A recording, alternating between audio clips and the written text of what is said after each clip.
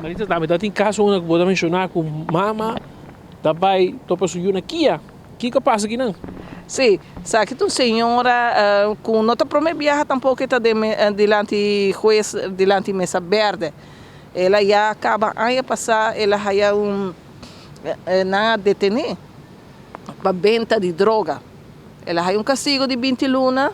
Den corte trove, juiz o acta, porque aqui passa. A resultado que aí passar, porque ela é venda de droga, ela é o castigo de 20 lunas. Com redução de castigo e ao final ela sinta somente 13 lunas. Ela sai dia 28 de junho de 2021 ela sai. Segundo o testigo não está declarar, imediatamente depois que ela sai, ela começa a vender droga. A acusação contra a outra papel que foi de luna de setembro até dezembro 2021, no momento que ela era detenida, ela vende cocaína e hennep. E mesmo bisa den corte juiz não de agosto para dezembro. E mesmo bisa juiz não tá verdade. Suiu mesmo a declarar que semana depois que ela sai e acaba ela começar a negócio, adicto não está conversando com avisa imediatamente que ela sai na Uni, ela sigue vende droga. E também não, senhor juiz, me não começa a mesora, para me quer direito a minha vida.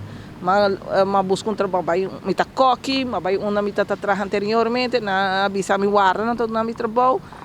E depois ela começa a trabalhar, verdade, e também 3 semanas estou trabalhando, no momento que não a detener. O motivo para que ela avisa é tem 6 anos para criar, se o homem a cair será para venda de droga também, e agora ela aí de situação que me está de placa e ela pode cair dentro da situação de venda de droga. Que agora que não pedi, fiscal pedi 12 lunas pe, ela disse fiscal que porque minha placa não está chega, minha mestra trabalho de coque como salário como está aí não está chega para me criar 6 anos. Fiscal disse também como tu vai vender droga, bo eu não também vai na casa que exemplo, outro eu mesmo cai será para vender droga a mim não pode ajudar como eu a será, me não mandei vai vender droga, me não tá manda e ainda não vem comprar droga se caminho, me não tá culpável que não tá usa droga. Então não tá realizar que o que tá fazendo não tá correto.